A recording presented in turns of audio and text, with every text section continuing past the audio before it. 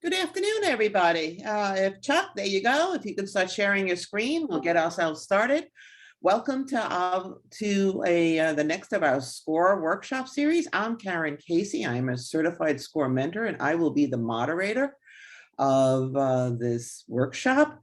This is the first of a series, and we're delighted that Chuck Emery has agreed to come back and be part of our team and to do this. This is Accounting 101 and the basics of QuickBooks. So do keep in mind, we are going to go through the basics of debits and credits and explaining financial statements and the like. So just be prepared for that. But some housekeeping items. All of you are muted. If you want to ask a question, please go to the Q&A box. It's either on the top or the bottom of your screen, depending on the device you're using, and type in your questions. I'm going to be monitoring those while Chuck is speaking, and we will answer them as we go through the slides. The slide presentation and a recording will be sent to all registered participants. So please keep that in mind, that if you see another of our workshops and you would like to attend, you will, and you can't make it for that particular time, please register for the workshop, because then you will get the workshop recordings and the presentation, and we will always have information where you could follow up with us if you have any questions on it. Also, for those who are attending, you'll receive a questionnaire at the end of it. Please fill it out and return it. These are invaluable to us in order to make sure all of our future workshops give you the information you're looking for. And next slide, please. As I mentioned, this is Accounting 101 and QuickBook entries. It is the basics. So if you know nothing about accounting on QuickBooks entries, you are in the right place. Next slide, please.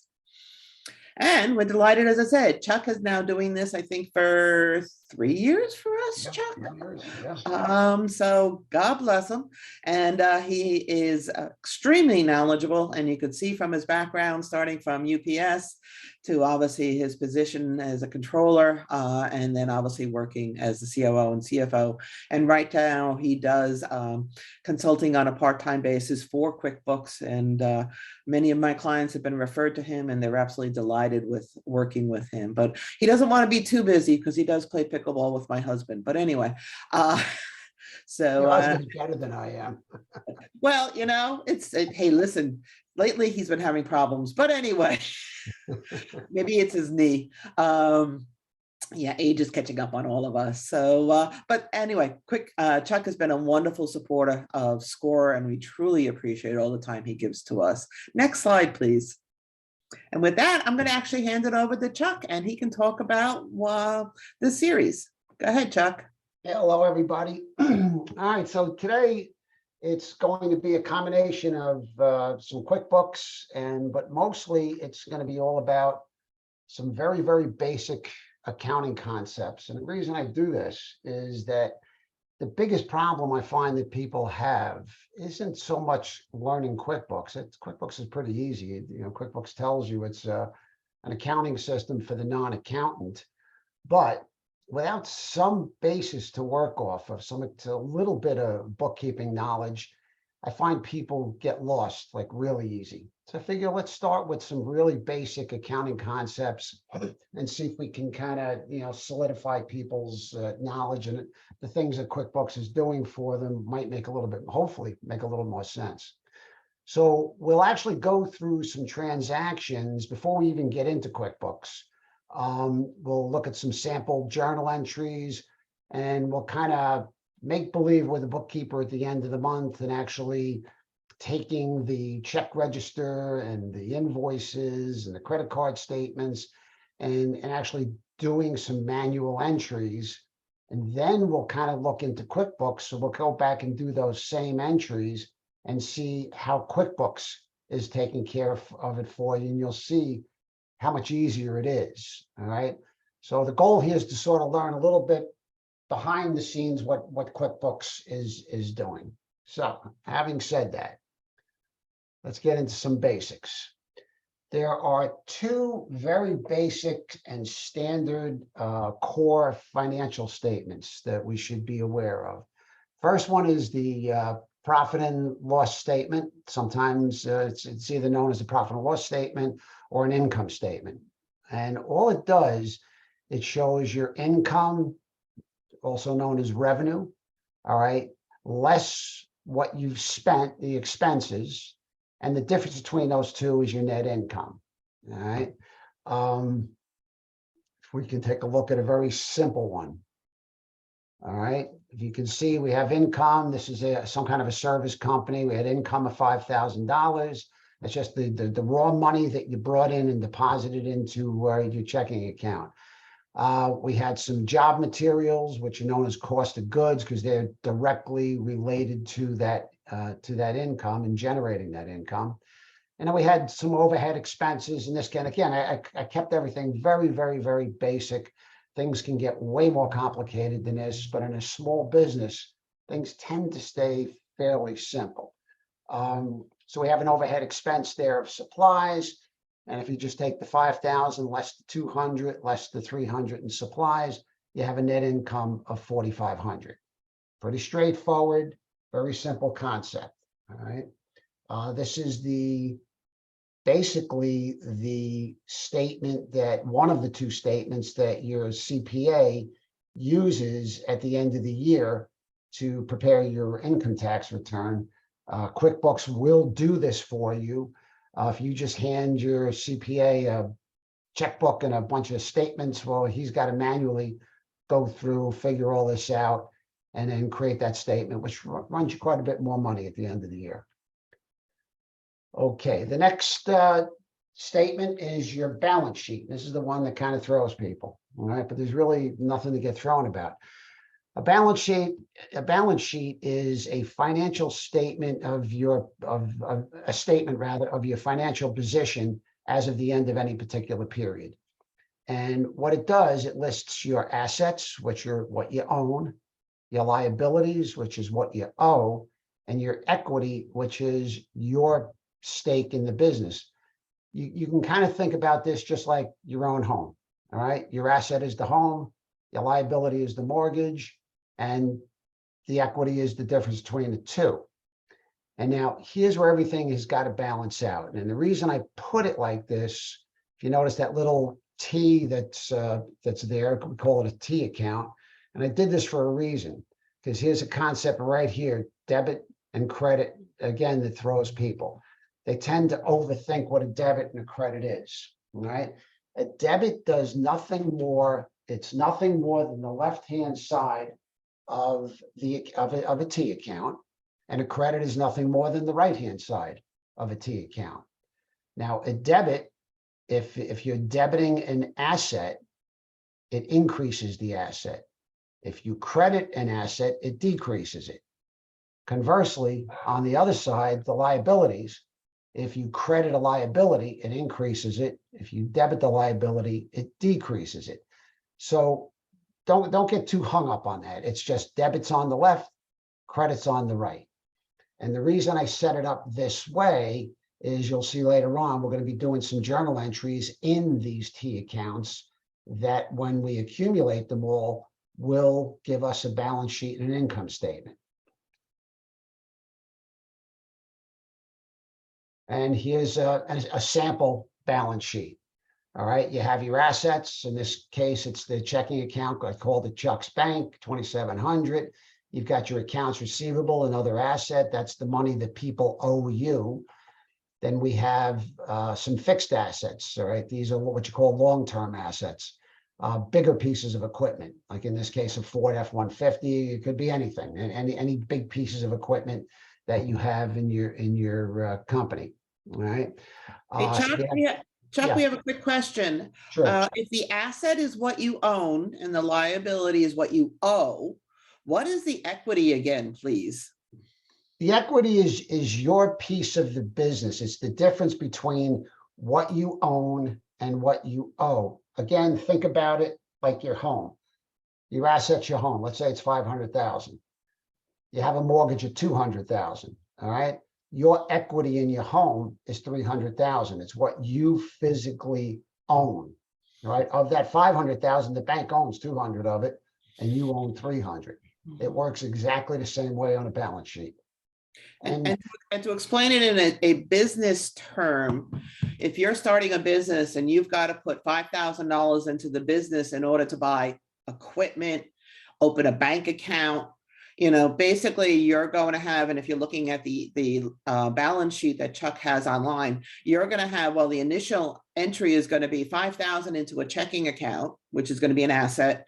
And then the other side to that entry is 5,000 in equity, because you don't owe anything on your business yet, because you're Correct. just And, getting and, started. and So you'll see exactly that when we start going through the actual transactions. We actually have that. So now your liabilities, it could be many. In this case here, I put one: credit cards. Credit cards are a liability. Every time you charge something, you owe the credit card company a little bit more money. So in this case here, we have a credit card liability of 200. And then we're down into the equity is the 2,500, which is the opening balance equity, which is exactly what Karen was talking about. You'll see we started the business off with 2,500. And then the net income, again, from that income statement that we showed before, 4,500 is the net income. That's part of your equity. That's money you've earned, that's your profit, that's your equity. Between the two of them, you have $7,200 you have $7,000 in equity. You have 200 in liabilities, gives us a total liabilities and equity of 7,200. If you'll notice that we have that down here. If you'll notice, the assets are 7,200, which brings us back to assets equals liabilities plus owner's equity. Now, can it get a lot more complicated than that? Yeah. In a small business, does it? Typically not. Not to say it can't, but typically it's pretty straightforward. Okay. Now, how did we get to all of that? And here's where we come up with our transactions. Now, a lot of numbers on this screen, so let's kind of break it down a little bit. It's not as complicated as it might look. On the right-hand side here, color-coded, is that thing still there? Okay. We're going to go through 8 different transactions, and they're all color-coded because each one of these transactions has a corresponding entry. If you notice, startup cash is in black. We have 2,500 here. We have 2,500 here. We're going to kind of go through each one of these. So that's where the color coding comes in. Now, before I forget, I would suggest that if anybody has a cell phone, take a snapshot of this screen, because we're going to be referring back to this later on when we're in QuickBooks. And it'll be a lot easier than me jumping back and forth between QuickBooks and this PowerPoint presentation. So this will be up for a minute or two. Won't be up for more than that. So take a picture of it. You'll get to use it later on. On the left here, all of these T accounts, these are all the various accounts that make up our income statement and our balance sheet. All right. These accounts here. All right. This section here. Karen, you can see my cursor, right? As I'm moving it around. yes, I can. Okay, good. This is the accounts that will translate or be posted onto the balance sheet. These accounts down here are the ones that are going to be posted onto the income statement. So to put all this in perspective, what we're going to make believe here is that here it is the end of the month or the beginning of the new month. We're the bookkeeper, and we're going to go through the check register and the credit card statement and whatever invoices we sent out for the month. And we're going to actually make the entries that will then come back to those two, to the balance sheet and the income statement that I showed before. All right. So that's who we are right now. We're that bookkeeper.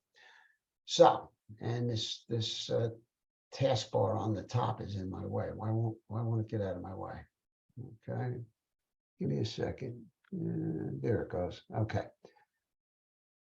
So the first thing, we just started our business. It was the end of the year. It was December. We started up, all right, and we deposited $2,500 into our checking account, and that's what we call startup cash. All right, and if you notice in black, we have our cash account, which is an asset. All right, 2,500. We debited that account. Remember, the debits are on the left, credits are on the right.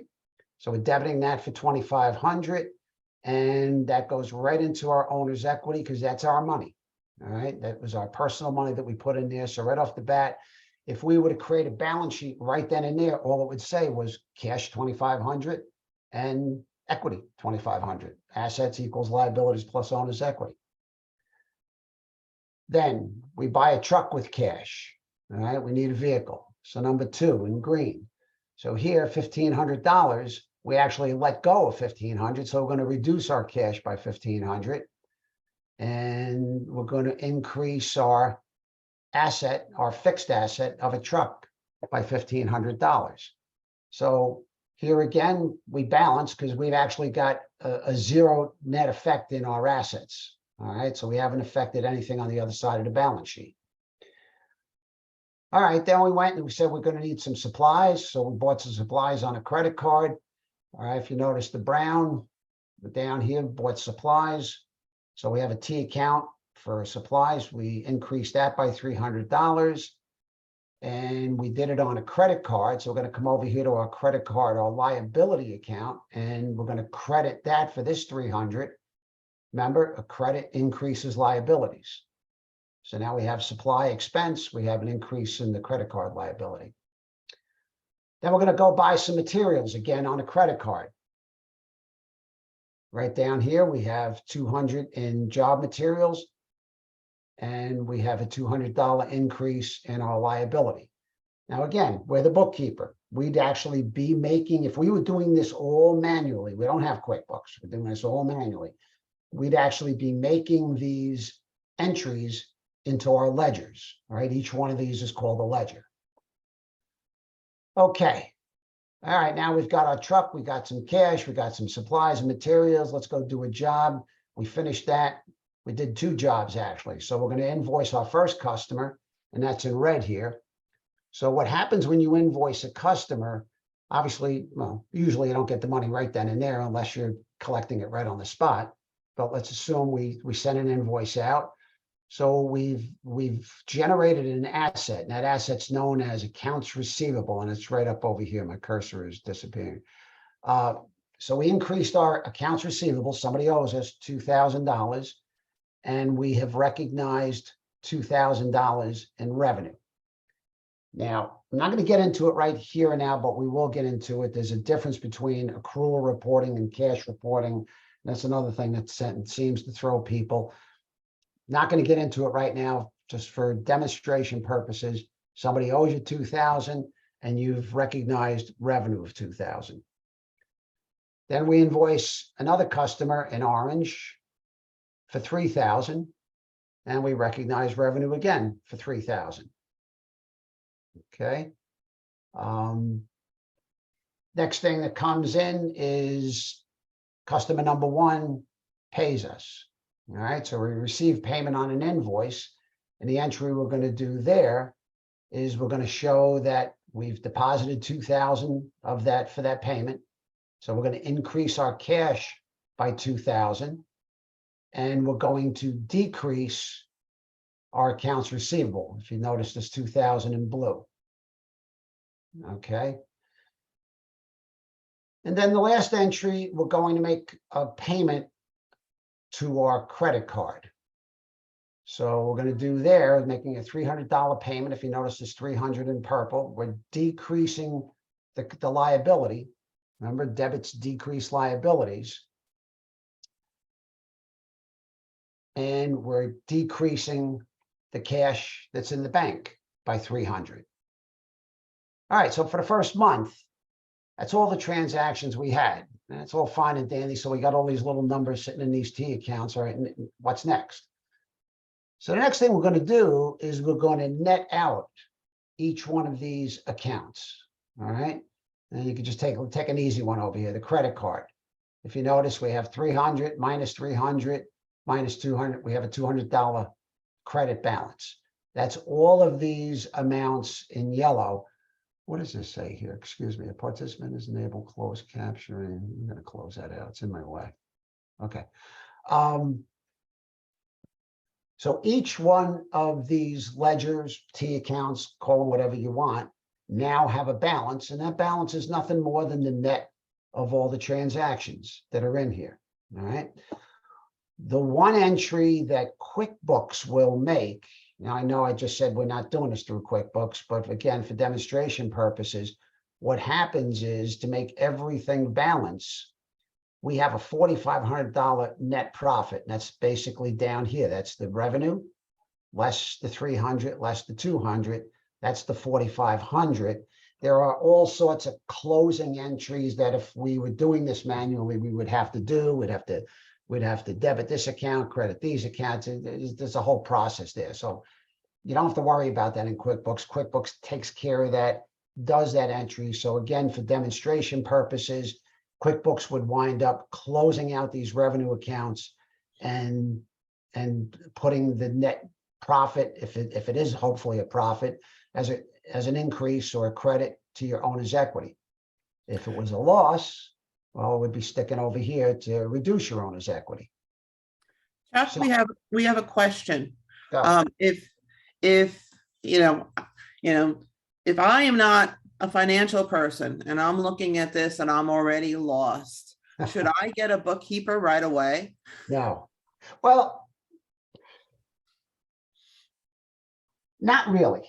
Okay. If you set, and I don't want to make this sound like I'm advertising, but if the objective is to get QuickBooks set up correctly right out of the box. And if you do, and you just understand, well, if I want to write a check, I do this. If I want to make a deposit, I do that, which you're going to see in QuickBooks in a few minutes. All right. You don't really need a bookkeeper. If you are so busy in your job that you really don't have time to do this, well, then whether you understand it or you don't understand it really isn't the question. Is it, do you have the time to deal with this? Or would your time be better spent paying somebody else to deal with this? That's really the question you got to ask. Okay. Another question is, someone wants to clarify, where did that 4,500 net profit come from? Okay, the 4,500 net profit is nothing more than the difference between this 5,000 in revenue. You can see my cursor again, right?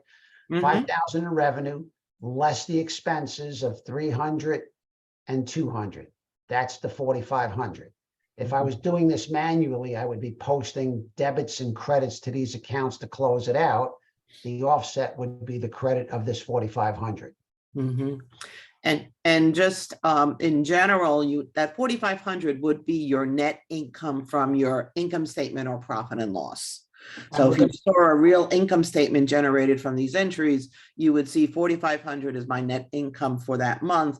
To balance the balance sheet, it just gets thrown into owner's equity. Right. We're going to see that in about 2 seconds. Mm-hmm. So again, I hope if you have a cell phone with you, you've taken a picture of this, because I'm going to go to another screen. But just to kind of just follow up on what Karen just said, let's look at these revenue entries. There's only 3 of them. You got 5,000 in revenue, 300 in supplies, 200 in job materials. That's your end product right there. That's your income statement. 5,000 in revenue, 200 in job materials, 300 in supplies. If you take the net of all that, and QuickBooks puts a lot of, this was generated through QuickBooks. QuickBooks puts a lot of subtotals and things in there, but the big numbers there are right here. 5,000 in income, 200 in job materials, 300 in supplies. If you net that out, that's 4,500. And that's what that is right there. Likewise, if we were to take these totals right here, the next step in the process would be to prepare those 2 statements. All right. So we just showed you the income statement. Let's look at the balance sheet. We got 2,700 in cash, 3,000 in accounts receivable. 27, 3,000. Got 1,500 in the truck, 200 in the credit card liability, and 7,000 in equity. There's your 1,500, your 200. There's your 7,000 in equity, made up of the net income, net profit, net income, same thing. And the opening balance entry, which was how you started the business. All right. To go back to the other person's question, do I need a bookkeeper? If you didn't have QuickBooks and you needed to, if you wanted to see financial statements at the end of each month like this, which you really should, yeah, you would need a bookkeeper. I wouldn't be expecting that just from a 1-hour class here that you're going to kind of really get to understand all of this and translate it into the real world. I'm only doing it this way to show you all the manual efforts. And in a minute, we're going to kind of transfer back over to QuickBooks. We'll go back through these same entries, and then you will see how they are handled through QuickBooks without you having to do all of this. And just to Any support, questions? I'm sorry, go ahead. and just to support Chuck's comment there, many of the clients that we find in SCORE that come to us who are beginning a new business try to do this themselves without QuickBooks or some other accounting system. And QuickBooks is not the only one out there, but obviously it's the most popular one out there, which is why we do the series. I would just say, if you're trying to do it on your own, first think of an accounting software. It just, as you'll see in a minute, Chuck will obviously show you that it is make it easier, but also make sure it's set up right. When we talk with our clients and they, tell us about some of the challenges they have, like, I don't know if I'm getting my, invoices paid, or I'm not sure where my cash is going. It's because 9 times out of 10, this was not set up properly. If this is set up properly, it is amazing how much it makes your job easier in order to make sure that you've got the money in the bank account you need, and you're being paid properly by your clients. So just a word of caution, because it is one of the things that trips up very new business owners in the beginning. I can't expound on that any further, because it's so true. I mean, maybe not every client, but almost every client I've gone into, and I've been doing this for a whole lot of years, it was all because it wasn't set up. They just went in there, they put a bunch of stuff in there, and then the numbers that are coming out don't make any sense. I have had, it runs the gamut.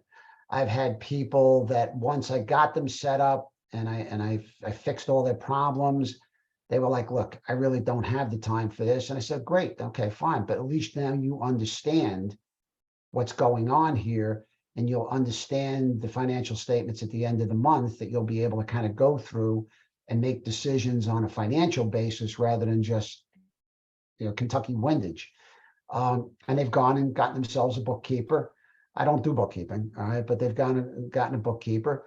I've actually had to train bookkeepers. I've gone the other route where people had bookkeepers and just wasn't doing the job for them.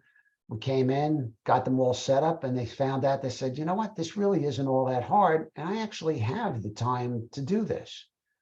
And they took it on themselves. So it all depends on the person. It really does. Some people just don't have the wherewithal computer-wise to deal with it. There's so many variables. So there is no one answer to, should I go out and get a bookkeeper? All right. Any other questions, Karen? Because I'm about ready to, let me see. No, nothing right on. You can move on to your obviously showing QuickBooks. And again, everyone who's out there, please, if you have a question, there is no simple questions. There is no, it's trying to give you the education you need. So please ask your questions. Exactly. All right. I'm going to be leaving this screen, so I'll give you another few seconds. If you haven't taken a picture of it, to go ahead and take a picture of it, because we are going to be going back through this in QuickBooks. All right, here we go. So I got to get out of here and let me open up QuickBooks. All right. And then, all right. Okay, so I've actually made all the entries in QuickBooks just for the sake of time, because we only have so much time here. All right. And you'll see that we have, I have that profit and loss statement, and that's really the same profit and loss statement that you saw in the PowerPoint slide. All right.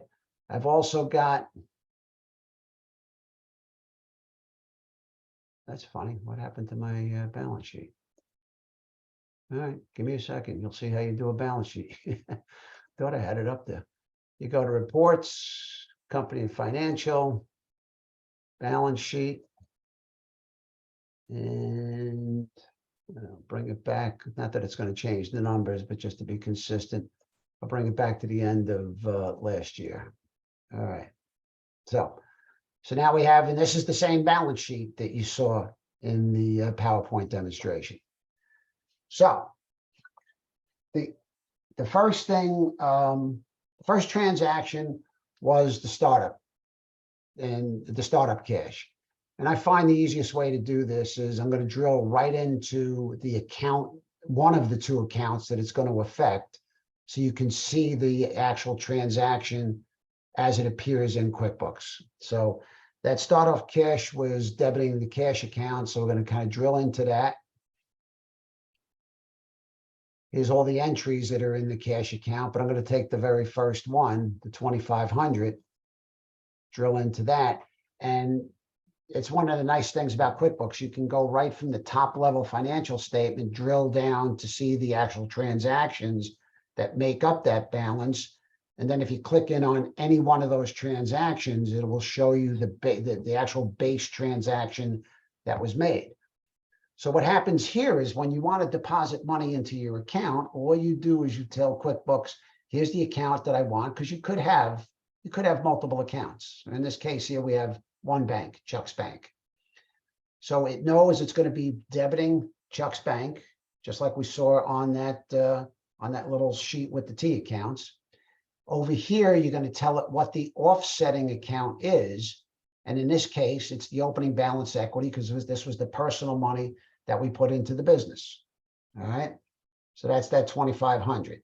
And if you look back at that sheet, to start off cash, we had the debit to cash for 2,500. All right. And then we had the credit to owner's equity of 2,500.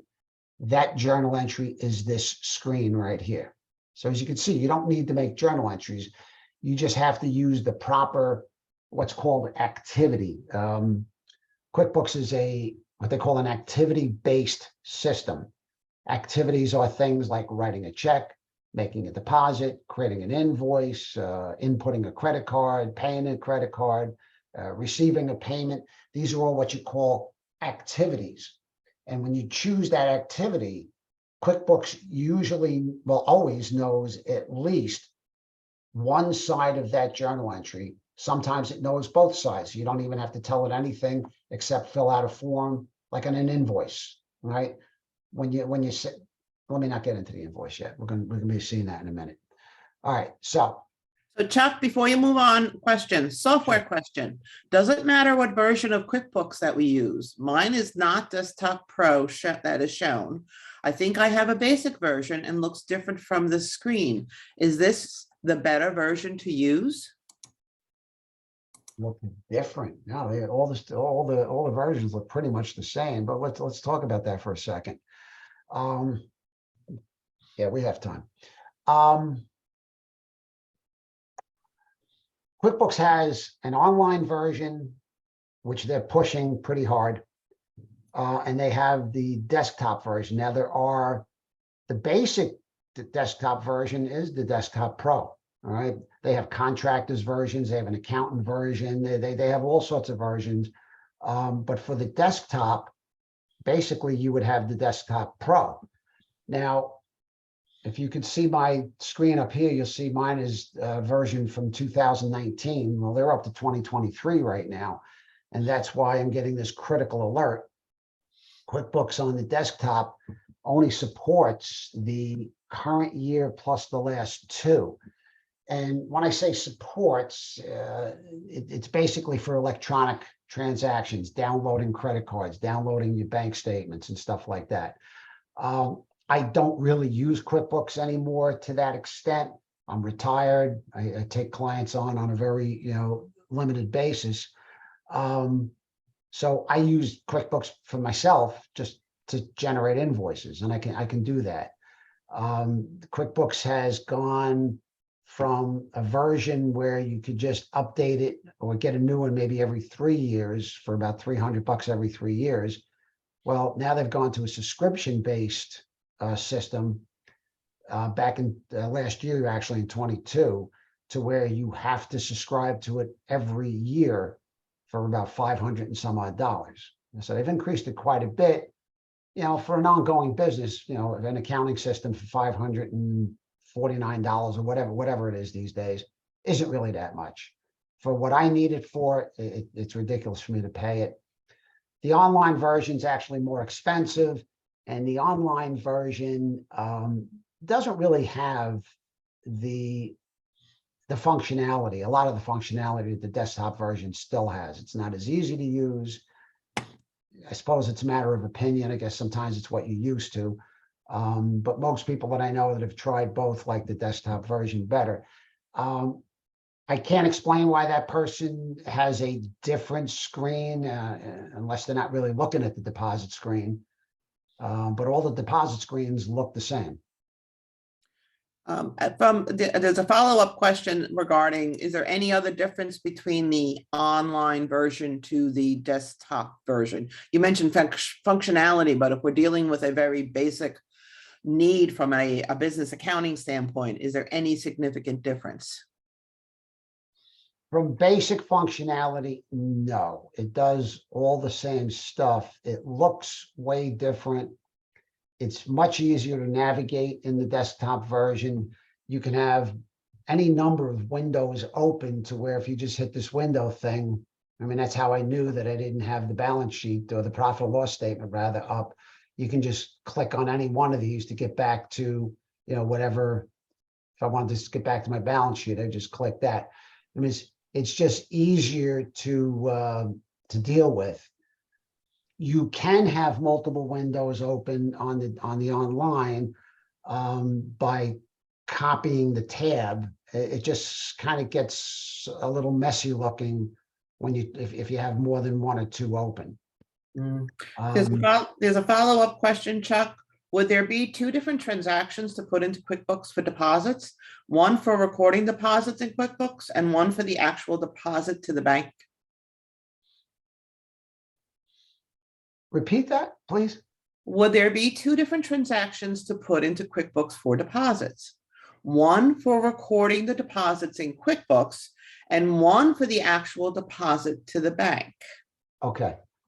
It depends on how you have the system set up. There is a preference. Okay. There is a preference that if you have multiple payments in one deposit slip, okay, you go to your receive payment window, you receive the payment, and you put it into, you tell QuickBooks to put it into a on-deposited funds account. So let's just make believe you have 5 payments in one deposit slip that you sent to the bank. Well, you would put you would receive the payment, and you'll see that in a second, on each one of the 100s, okay? Put it into the on-deposited funds account. And then the second step would be, and I think this is where the person is going, the second step would be to then deposit those five $100 deposits as one lump sum in QuickBooks. So that becomes a 2-step process. And the reason you do it that way is if you're just depositing directly into cash each one of those 100s, but yet you made a deposit slip up for 500. Well, when you go to get your bank statement at the end of the month to reconcile, you're going to see 500 on the bank statement, and you're not going to really know what makes up that 500 if you put each individual check in to QuickBooks. I hope that clarifies it. We'll talk about it a little bit again when we receive the payment. Yeah, the person who asked that question said, thank you. We actually do have another follow-up question. Can QuickBooks replace the function of Square accepting payments? QuickBooks does have extensions for point of sale. Now, whether they have one exactly for Square, I'm not 100% sure. That you'd have to talk with QuickBooks about. But QuickBooks does have can attach to point of sale systems. Now, most of their technology is geared towards the online system. And that's kind of where online gets a little bit better. If you start getting into complicated situations like that, where you want to use QuickBooks as a point of sale system, that's where the online system might be a little bit better for you. And that's it on the questions now. Okay. Let me close that out. Okay, so the second transaction, I guess I'm going to have to start moving a little bit now. The second transaction, we bought a truck with cash. So if you notice, we have our $1,500 here. Let's drill in on that. What does that look like? Well, when I buy something with a check, all I do is I bring up a picture of a check. I tell it the money's got to come out of Chuck's bank up here. Tell it who the vendor is, put it into the account for the Ford F-150. And that's how I record a payment by check. And again, that replaces that journal entry of crediting cash and debiting the Ford F-150. Okay. The next transaction was buying supplies on a credit card. So here I'm going to have to go over to the profit and loss statement. And if you notice, we have the supplies, which was this guy right here. So what got us that? I drill in on that. Here, another activity, I would bring up a credit card purchase screen. I would tell it what credit card it's coming from, which is up here. I would tell it who the vendor is, tell it what account I want it to go to, supplies.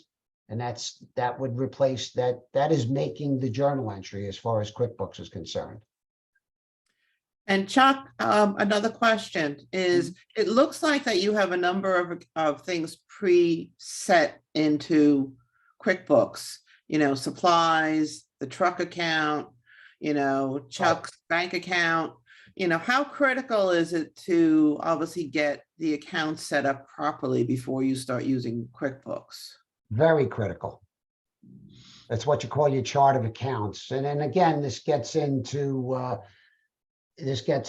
setting the company up properly. I think, is that the next workshop coming up, Karen? I think maybe. Good question. I don't know. I think it might be, because I think it might be at this point. Yeah, and yes, it's setting up your business is the next okay, one. so yeah, we are going to have a workshop on exactly how to set this up. Okay. If you can't wait, you'll see my number at the end.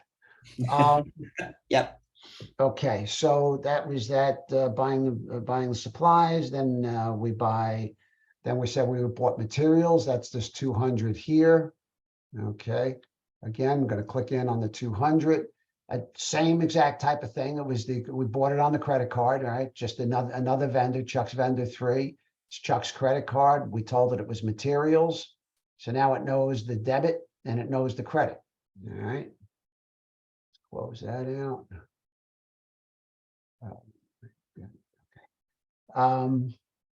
Now we're going to invoice a customer. So we can get right into here with the service revenue. All right.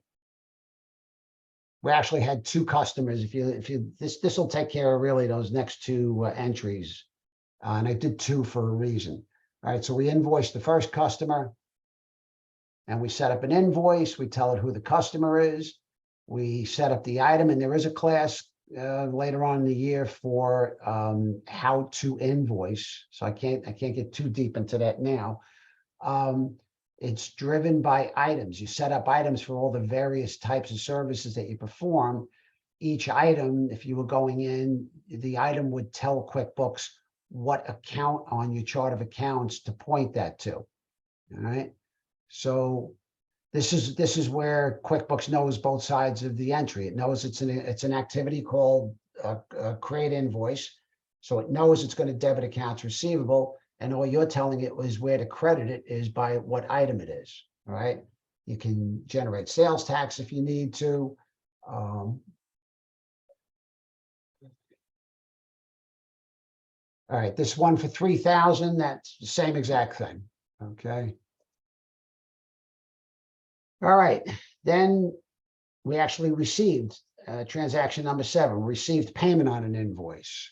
Let's get back into, we need the balance sheet for this one. Give me a sec. Okay, let's get back into all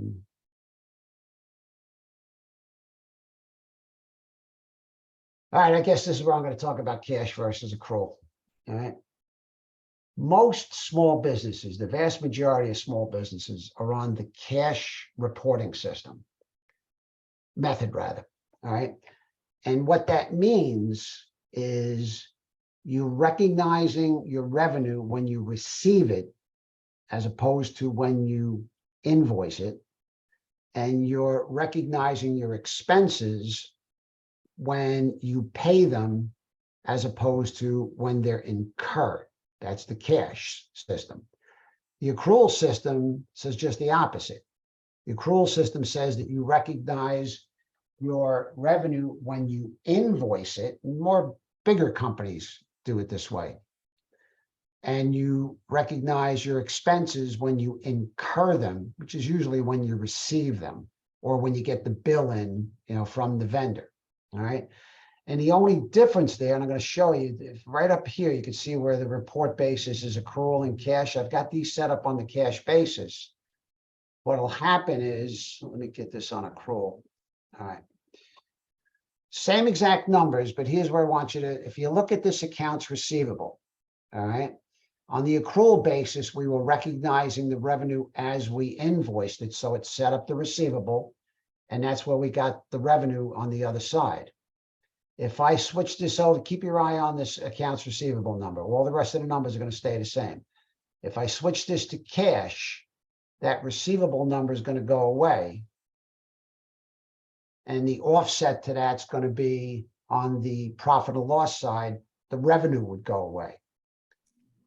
And that's the methodology that is used for most, probably 99% of small businesses are on that cash basis. I kind of had to get into this accrual versus cash so I could show you what accounts receivable even looks like. Because anybody who invoices has an accounts receivable. And usually what happens from a managerial point of view, when you're looking at your balance sheet, you want to look at it on the accrual basis so you can see what your receivables is. All right. And there are other reports out there to where you can manage your receivables. And we have a class on that too. So let me keep moving, because if I have any time at the end, I can kind of go through a little bit of that. All right, so we received payment on an invoice. Let me get this back to the accrual basis. All right, so what happens there, and this will kind of go a little bit towards what that one person was asking. We received a payment, which is this $2,000. And this is the receive payment window where you just tell the system, here's the customer, okay? Here was the invoice that was open, it got paid. And then back to that person's question, I get the choice to either put this to Chuck's bank, because it was the only invoice, it was the only payment in that deposit. And a lot of small businesses actually do mobile deposits now. And they scan one check at a time in, and they show up individually on the bank statement. So you would just put it right to Chuck's bank. So it's a single entry. If I had to go the other way, where I had multiple deposits, I would click off this on deposited funds, receive my 5 $100 payments like we had said in that example. And then I would open up the deposit window. I'd see the 5 on deposited funds. I would click them all off, and the system would list them individually, but would put in my register so that I could reconcile later the total of $500. That's a concept that some people have a little problem with, and I wish I could spend more time on it, but I don't think the time's going to allow. Again, we're going to be having a class on invoicing, and part of that class is receiving payments. And the last entry was to make a credit card payment. All right, so I'm going to kind of come over here into the credit cards, and we can see this credit card payment here of $300. And again, all I did was I wrote a check to Chuck's credit card. I told it to debit the credit card account through my chart of accounts down here. And that was it. And again, if you were looking at those entries, the net of all of those entries, QuickBooks actually created the balance sheet with those balances from those accounts. And it also then created the profit or loss statement. And what we just did right there replaces all of that manual entries that we did in the first half of the workshop. And let me get back to Any other questions before I leave QuickBooks? No, not at this point. All right, I hope I didn't lose too many. Let me get this back. Whoops.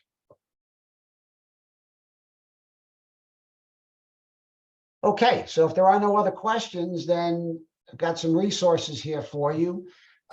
Before you move on, we do have one other question that just popped up. Sure. I am lost where he put revenues of $5,000. Where he put revenue, I don't know if I think it's the 2 invoices that you had on an accrual basis. Right. There's the that I think we 5,000 right covered. there. Mhm. That was made up of, you're right, the 2 invoices that we set up. All right, they posted a 2,000 and 3,000 into the revenue account. And if I were to, there's the 5,000 because we're on the accrual basis. We only got paid on one of them. I think it was the $2,000 one. So if I switch this over to cash, if you notice, the service revenue drops down to 2,000 because again, on the cash basis, you're reporting your revenue when you receive it, as opposed to on the accrual basis, you're reporting your revenue when you invoice it, regardless of whether you receive it or not. So the person came back and said, yes, he got it. But I think this goes back to what Chuck and I mentioned earlier. You really need to think through how you're going to operate your business. And that if you are going to invoice the day or get the payment the day you provide your service, then the need for accounts receivable may or may not be there. Right. If you are going to invoice, so let's say you're a landscaping company and that you're sending monthly invoices, it becomes even more critical to potentially set up your QuickBooks with accounts receivable so you know who you've invoiced and then who has paid. Right. So you have to think through the process, and that's what we do as part of SCORE, as well as Chuck does when he's asked to help people set up is, okay, how are you making these payments? Are they on credit cards? Are you paying cash? Are you doing this? And how are you invoicing your customers at the end of the day? Karen, do we have a minute? I can go back and show them one more thing. Sure. And there is one other question is cash. Where was the $2,500 put? If you could show that, and where did it come from, basically? What was the 2,500? 2,500. That was the initial. Okay, let's do that right now. 2,500 went into the bank.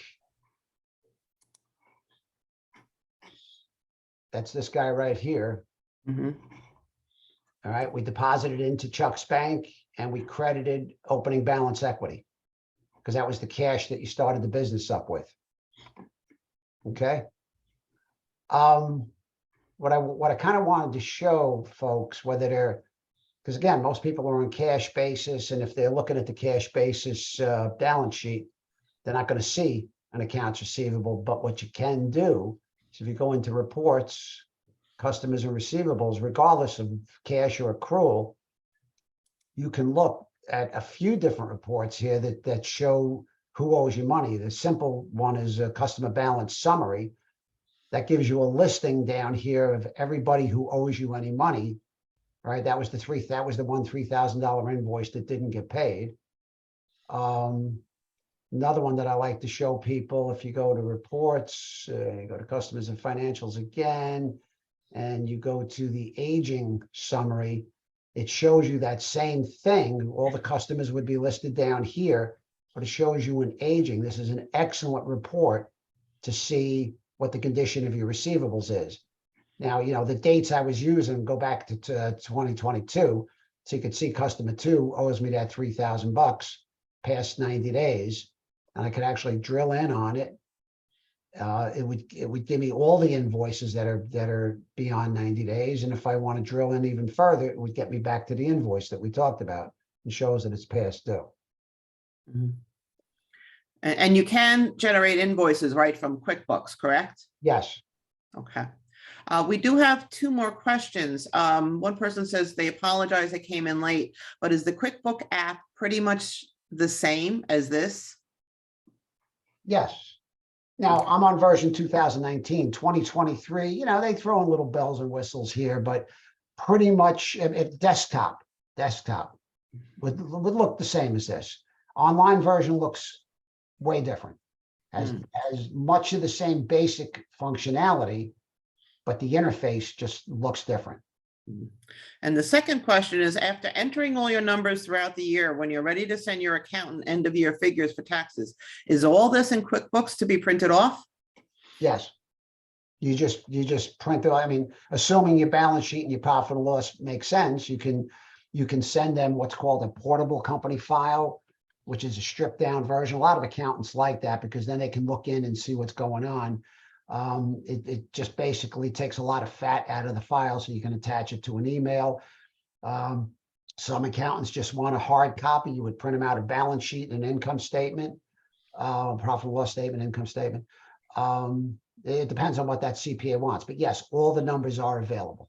And the one thing I would keep in mind for those who are doing that with a tax accountant is that they will ask you, are these numbers right, before they start preparing your tax return. So they are relying on you to look at these numbers to say, yes, this balance sheet looks right, this income statement looks right, because they don't know the debits and credits and the entries. So I always tell my clients is that if you're using a bookkeeper, that's great, but you are responsible for those numbers and you are responsible and effectively signing off to your accountant to say they are correct, and that's what you need to use for the tax returns.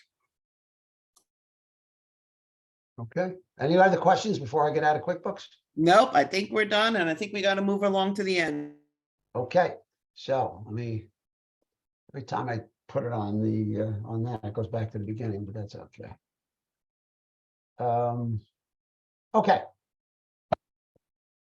Nothing on anybody out there, but there are some dummy books out there that are actually pretty good. I've looked at some of them. They put everything straightforward. There is an accounting for dummies that kind of goes through the basics. There's a QuickBooks for dummies. There's a link that I gave you there that kind of gives you some QuickBooks information. There's a lot of information out on the web. There really is.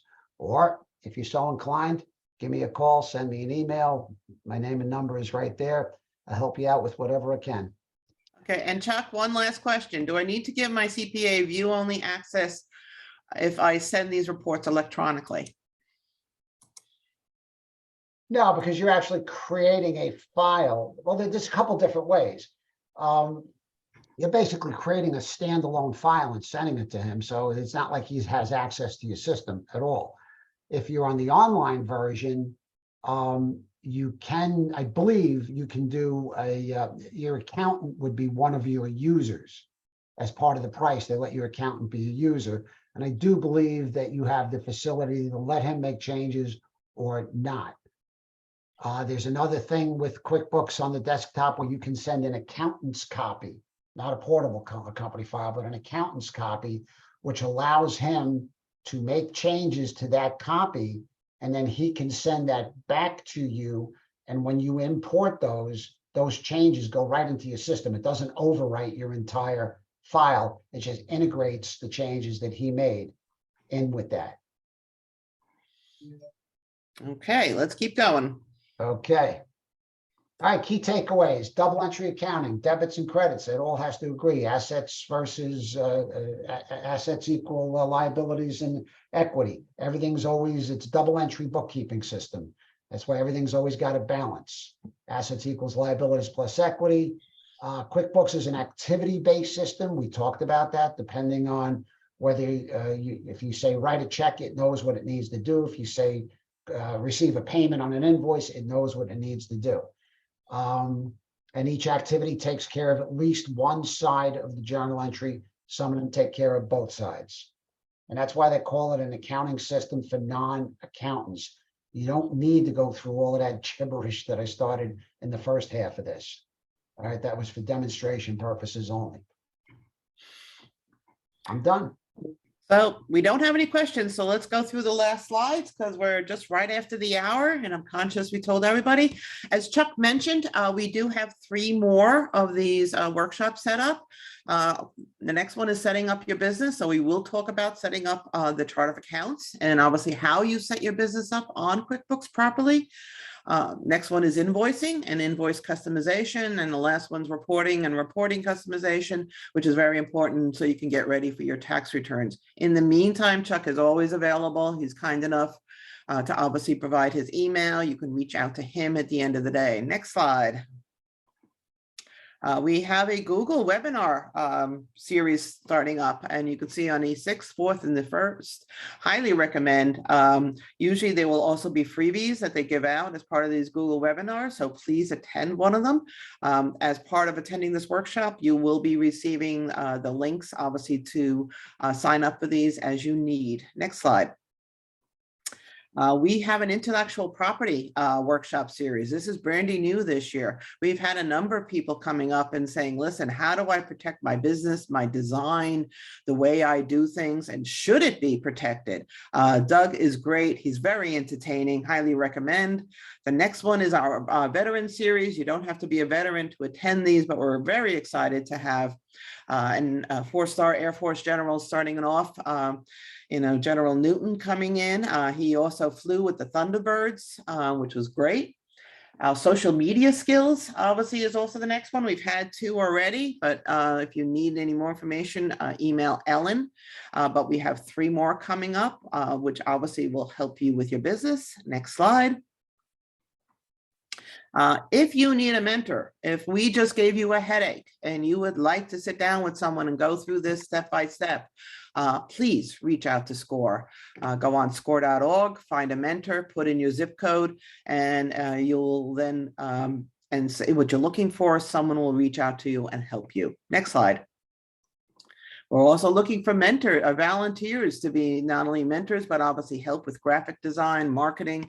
We have 10,000 volunteers with 226 chapters. We're always looking for people. We are particularly looking for Spanish-speaking business mentors who could help us reach out to the communities that we serve. Next slide. And if you want to follow us, please on social media, Facebook, Twitter, LinkedIn, Instagram, YouTube, you'll know what's going on with the chapter and where we are and what we're doing. And we'd also love to hear from you. And next slide. And we are a resource partner of the SBA. They have always been very supportive of us, and you'll be seeing we'll be doing an SBA funding workshop coming up as part of the veteran series, but it'll cover everything with the SBA. So please join us. And with that, I want to say thank you to Chuck, who's always been great, much appreciated, and Ellen, who's behind the scenes and keeps us going. And thank all of you for attending, and look forward to seeing you on our next workshop series. Have a good afternoon. Bye now.